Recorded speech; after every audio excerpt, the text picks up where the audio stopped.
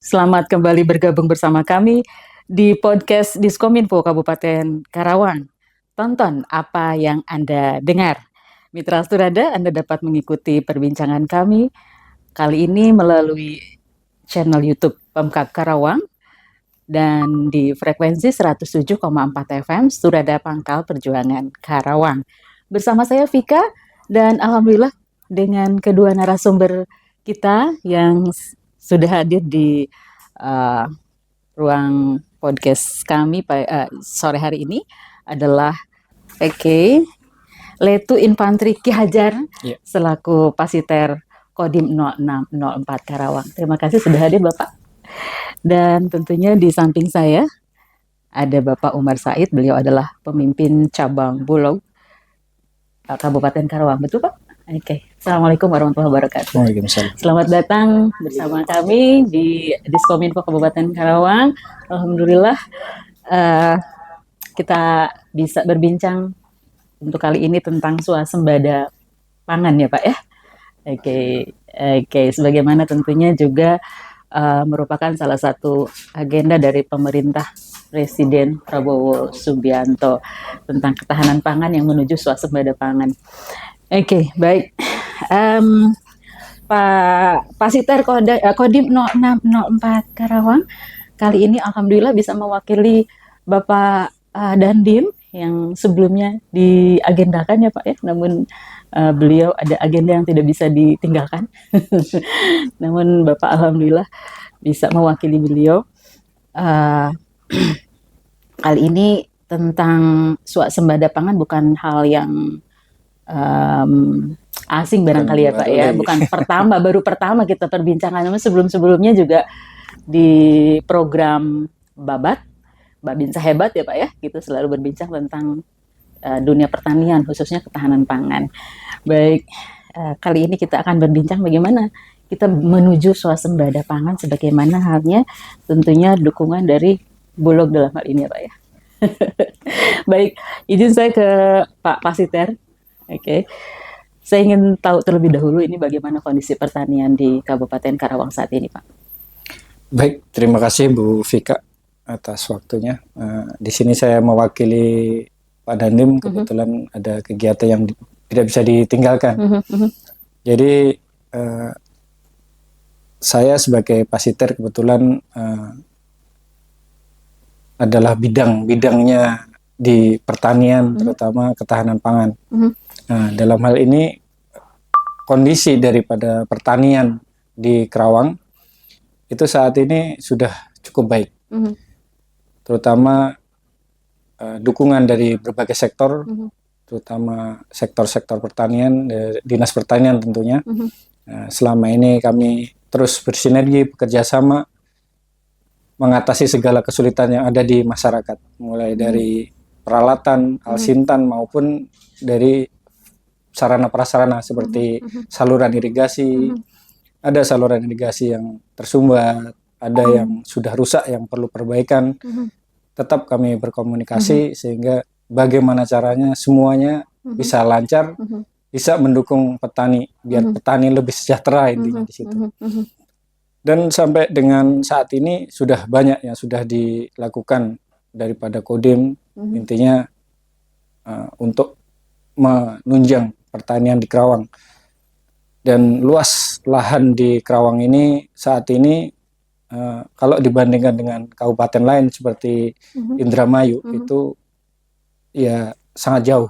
Tapi untuk hasil kita bisa berimbang dengan Indramayu seperti itu. Itu ada prestasi yang luar biasa menurut kami. Karena dengan luas lahan yang perbedaannya cukup jauh, hampir sekitar 30.000 perbedaan. Lebih luas di Indramayu. Di Indramayu. Tapi namun kita bisa mengimbangi, bisa mengimbangi untuk produktivitasnya. Itu menurut saya sangat luar biasa. Maka untuk itu selama berjalan juga banyak sekali istilahnya kendala-kendala di lapangan, sehingga kita juga harus tetap mendampingi para petani ini dalam rangka meningkatkan lagi, lebih mengeksplor lagi kemampuan Karawang ini dalam hal lumbung padi yang dibilang. Dan tentunya pihak dari pemerintah provinsi juga sangat berharap Karawang ini tetap menjadi lumbung padi ya Pak? Ya, betul sekali. Oke, baik. Dalam hal ini peran TNI Pak, dalam mendukung upaya swasembada ini seperti apa? Tadi beberapa hal sudah disampaikan, sebenarnya ada upaya-upaya dari mulai pengairan dan lain sebagainya Pak ya. Ini lebih kepada swasembada ini Pak. Sepertinya ini merupakan tantangan tersendiri Pak bagi TNI. Ya, emang ini program pemerintah di tahun ini yaitu swasembada, yang mana dibilang berat, memang berat apabila kita tidak serius. Tapi apabila kita serius, tentunya bukan hal berat untuk Kerawang untuk swasembada. Dalam hal ini Kodim sebagai satuan teritorial tentunya saat ini selalu bersinergi dengan dinas-dinas terkait. Semuanya kami libatkan untuk sosialisasi, untuk meningkatkan intinya pertanian. Seperti pengadaan alsintan terutama ini, selain kita berkomunikasi dengan dinas pertanian, kita juga langsung komunikasi dengan kementerian, sehingga kita ada akses sendiri, perhatian khusus yang istilahnya bisa didukung dari kementerian. Nah, di dalam hal ini kita ada brigade Kodim, brigade alsintan. Dalam hal ini berupa traktor, berupa komben. Kita tahun ini juga ada dukungan. Kebetulan tahun kemarin juga ada dukungan pompa dari kementerian, itu dijadikan brigade. Nah, untuk pompa ini kan sangat membantu petani terutama. Di saat situasi kemarau ini bisa untuk pengairan. Di saat seperti sekarang musim penghujan bisa mengeluarkan air, karena kalau tidak disedot nggak bisa panen juga. Karena kebanjiran ya Pak ya? Karena kebanjiran. Lahan ya. Terlalu banyak air. Itu uniknya di Kerawang kan seperti itu. Bukan hanya mengairi, tapi untuk mengambil air juga, membuang air. Ini perannya bisa ke atas ke bawah nih Pak. Iya, itu seperti itu. Bekerja sama dengan kementerian lain, Yeah. kemudian ke bawah konsolidasi dengan masyarakat, khususnya para petani ya Pak ya. Betul. Oke, tidak hanya mungkin sekedar mengedukasi, tapi turun langsung memberikan bantuannya. Turun langsung kita Berupa alatnya juga ya Pak. ke masyarakat dengan bantuan-bantuan alat dari pemerintah. Dan selain itu juga kita mengupayakan seperti pengadaan embung ataupun perpipaan seperti yang di Tegawaru. Di Tegawaru itu kita mengalirkan dengan menggunakan pipa. Itu kita dorong di sana supaya. Embung itu seperti apa Pak? Embung itu seperti kayak kolam, tapi dia besar untuk menampung air. Air hujan, jadi air hujan itu tidak terbuang langsung ke sungai. Ditampung di situ. Tapi bisa ditampung di situ. Di saat kemarau itu bisa kita manfaatkan dialirkan untuk pengairan. Apa seperti danau begitu? Seperti danau. Seperti danau. Itu kan kalau tidak kita buat, ya akhirnya air itu hanya lewat saja, akhirnya terbuang sia-sia. Biasanya bisa menampung kapasitas berapa itu Pak? Kalau untuk kapasitas itu menyesuaikan yang jelas, paling tidak 400 sampai 700 meter persegi itu kita bikin, untuk kedalamannya itu menyesuaikan juga. Di setiap daerah itu ada atau tergantung bagaimana karakteristik wilayah? Tergantung karakteristik wilayah, tergantung karakteristik gimana kita bisa membuat itu bisa kita lakukan, bisa tergantung kita kebutuhan ya. Tergantung di kebutuhan daerah atau wilayah itu sendiri. Baik, izin ke Pak Umar Said. Baik, Pak Pimpinan Cabang Bulog Karawang. Terima kasih Pak Umar Said. First time kita ketemu ya. Terima kasih. Mungkin di sela-sela kesibukannya banyak hal menyempatkan untuk hadir siang hari ini. Yang pertama kali saya pertanyakan mungkin tentang ketersediaan stok pangan di Bulog Pak saat ini seperti apa? Jadi persediaan pangan stok di Bulog itu, beras kami itu ada stoknya ada sekitar 60.000 ton. Itu kalau misalkan ditanya aman atau enggak, itu posisinya sangat aman sekali. Untuk kebutuhan normalnya Pak? Untuk kebutuhan normal konsumsi. Untuk kebutuhan normal konsumsi biasanya kalau ke tahun kemarin, mengacu tahun kemarin kita melakukan penyaluran itu hampir di 20.000 ton. 20.000 ton. Ya, jadi memang stoknya memang kami sangat banyak sekali dan sangat aman lah. Dan di satu sisi kami di musim panen itu juga melakukan penyerapan juga kepada penggilingan maupun petani dari produksi panen dalam negeri. Nah, padi yang tersedia yang sebanyak 60 ton itu beras, apakah itu hasil dari pertanian Kabupaten Karawang sendiri atau ada juga dari wilayah lain? Itu dari Kabupaten Karawang sendiri ada, dari wilayah lain juga ada. Tahun kemarin kita juga menyalurkan untuk salah satunya bantuan pangan kepada seluruh masyarakat di Kabupaten Karawang, termasuk juga untuk beras SPHP. Kita kalau dulu namanya operasi pasar, kalau sekarang kita namakan beras stabilisasi pangan dan harga pokok pangan.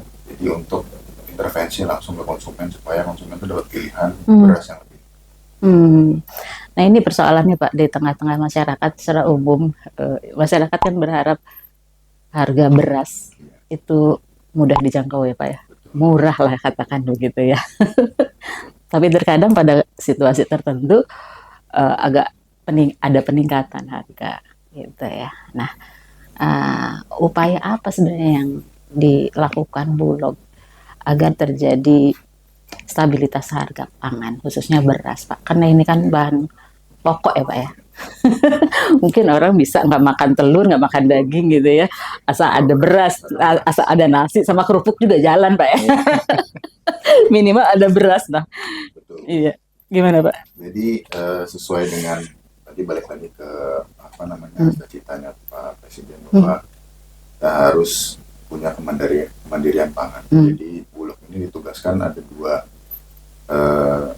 cita yang ditugaskan ke Bulog. Jadi yang pertama harga kebutuhan pokok di masyarakat itu terjangkau. Kemudian yang kedua petani mendapatkan harga pembelian yang layak terhadap hasil panen. Jadi dua sisi itu yang kami jaga untuk stabilisasi harga. Nah, yang program yang pertama yang tadi saya jelaskan untuk kebutuhan pokok terpenuhi dengan harga terjangkau, kita menyediakan beras SPHP. SPHP beras itu Pak? Stabilisasi pasokan dan harga pangan. Itu beras medium kami yang tadi saya katakan simpan di dalam gudang. Itu kita salurkan melalui kios-kios, terus melalui kios beras itu dengan harga yang sudah ditetapkan HET-nya oleh pemerintah. Jadi masyarakat dipastikan akan mendapatkan harga sesuai dengan yang ditetapkan pemerintah. Jadi walaupun harga beras di pasaran naik, kita di Bulog tetap menyediakan beras sesuai harga yang sudah ditetapkan. Nah, di satu sisi kita di petani juga kita melakukan intervensi juga pembelian ke petani itu dengan harga oleh tahun ini harga minimum itu gabah kering panen yang langsung dari petani dipanen itu kita beli dengan harga 6.500 per kilo. 6.500. Gabah kering ya Pak? Gabah kering panen. Jadi kondisinya setelah dipanen itu bisa kita beli. Nah, ini juga mungkin terobosan kebijakan baru dari Bapak Presiden. Jadi Bulog ini selama ini beli itu di pintu gudang kami. Jadi gabahnya kita beli tapi sudah dikeringkan, termasuk juga beras sudah diproses. Tapi kita sekarang diminta untuk membeli langsung ke petani di sawah. Jemput bola lah katakan begitu ya. Betul. Jadi kami Pak Presiden instruksinya seluruh petani harus mendapatkan harga yang layak, yaitu sebesar 6.500. Nah, ini yang dari awal ingin saya tanyakan. Kalau selama ini yang saya lihat begitu, bahwa setelah panen si petani ini tidak membawa pulang hasil gabahnya itu ya, tapi langsung sudah ada tengkulak-tengkulak di sana Pak, yang menunggu, udah langsung hasil panennya itu sudah dalam bentuk uang gitu ya. Artinya dijual dan langsung diberi oleh tengkulak. Apakah ini juga salah satu yang bisa mempengaruhi harga jual beras atau seperti apa Pak? Ketika ada kenaikan harga atau harga menjadi tidak stabil, adanya tengkulak itu apa gimana? Sehingga pemerintah menerapkan sekarang jemput bola ke lokasi sawah. Jadi memang itu sebagai rantai distribusi proses bisnisnya hasil panen selama ini terjadi. Makanya kita diminta untuk terjun langsung bertemu dengan petani untuk melakukan pembelian lah, ya. Jadi supaya petani itu memang mendapatkan harga yang layak dan sesuai.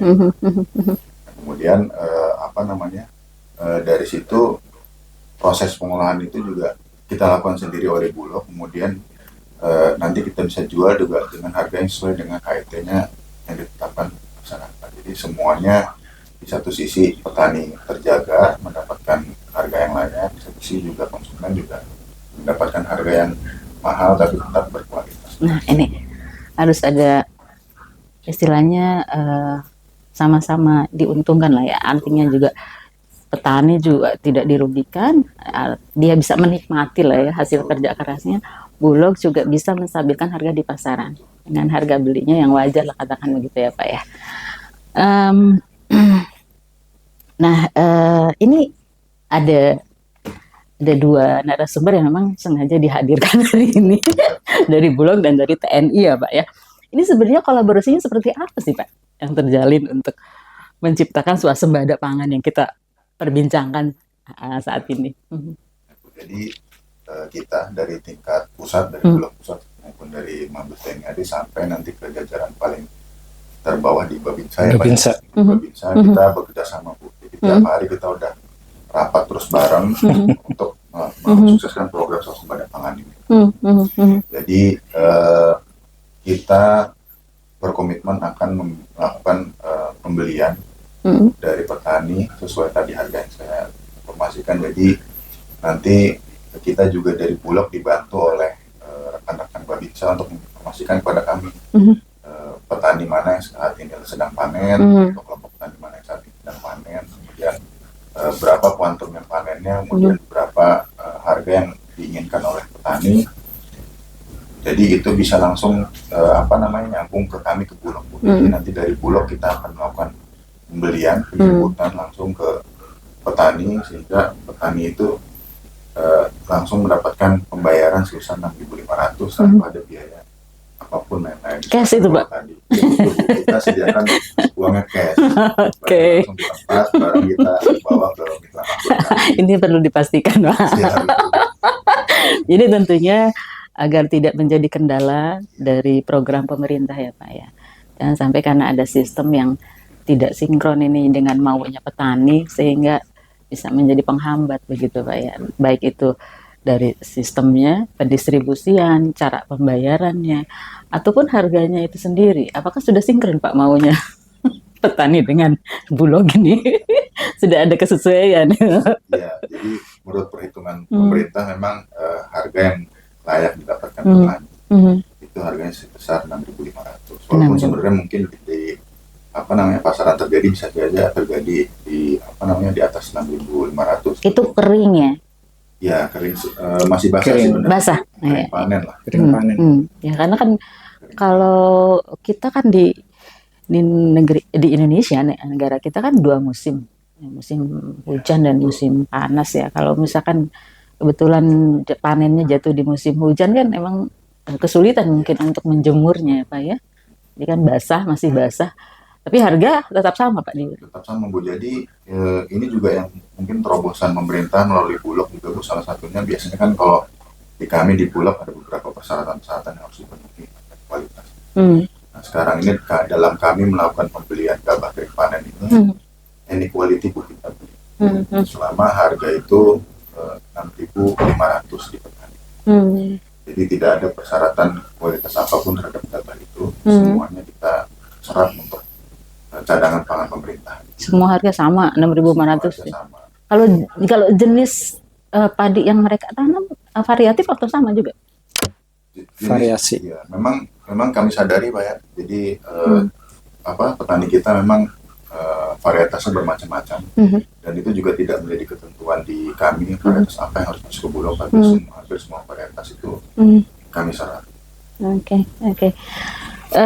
Tadi sudah ada sedikit gambaran tentang bagaimana teknis penyerapan gabah di petani ya, oleh Bulog.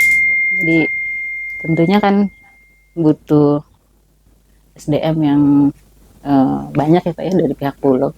Apakah itu bisa tercover oleh Bulog sendiri atau ada kerjasama dengan pihak lain Pak? Ya, jadi memang salah satu keterbatasan kami adalah SDM. Tapi kami sendiri sebenarnya dari internal Bulog sudah menyiapkan tim internal kami, namanya tim Jemput Gabah.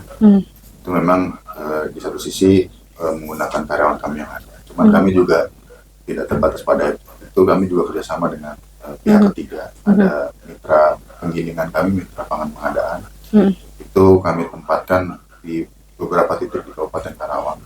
Termasuk juga salah satunya kami intens kerjasama dengan koordinasi dan kerjasama dengan TNI, dengan Kodim, sehingga nanti Babinsa itu menjadi salah satu jaringan kami untuk mendapatkan informasi panen, harga, dan juga petaninya.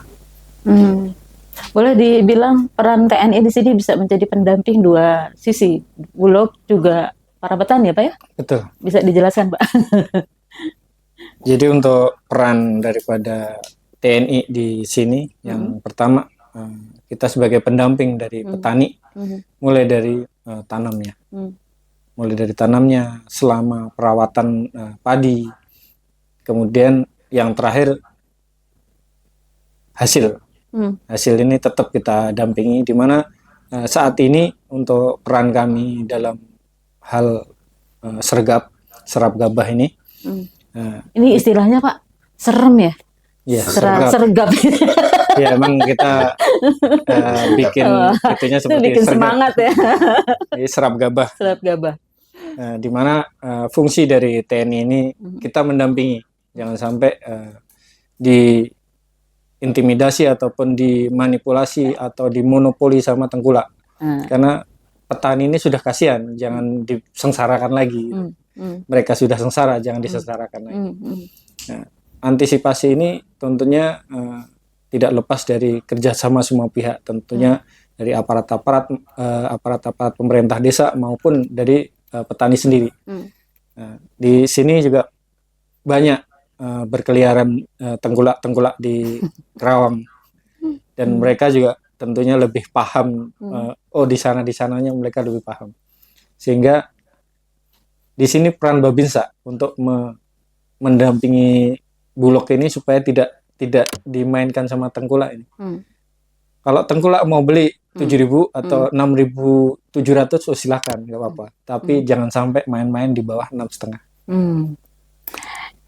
Tentunya ini merupakan hak sepenuhnya petani ya, di dalam jual beli yang sehat ya Pak ya. Tidak ada monopoli harga seperti yang tadi mungkin dikhawatirkan begitu ya. Tidak ada penekanan juga dari pihak lain ya Pak ya. Kapan ini berlaku Pak? Jadi ini sudah berlaku di tahun 2025. Kita saat ini juga sudah berjalan. Kita sudah dari awal Februari kemarin melakukan penerapan langsung dari petani dalam bentuk gabah kering panen. Seperti halnya tadi sudah sempat disinggung, ada 2 musim, di mana tentunya kedua musim ini juga apakah berpengaruh terhadap produktivitas pertanian, khususnya padi di Karawang, musim panas dan musim penghujan seperti saat ini, begitu ya? Karena sekarang kan tidak bisa kalau dulu mungkin musim penghujan itu break dulu tuh ya, menanam padinya ya. Kalau sekarang kan tetap berjalan ya, sebagian ada yang mungkin beda-beda, nggak sama seperti panen raya begitu ya. Nah, seperti apa Pak? Jadi kami untuk siasat itu kami terus kerjasama dengan Dinas Pertanian, dan Kodim juga untuk memberi informasi kepada kami terkait panen. Dan di satu sisi kami juga sekarang melakukan penyerapan gabah dengan semua jenis kualitas atau anequality tanpa ada persyaratan.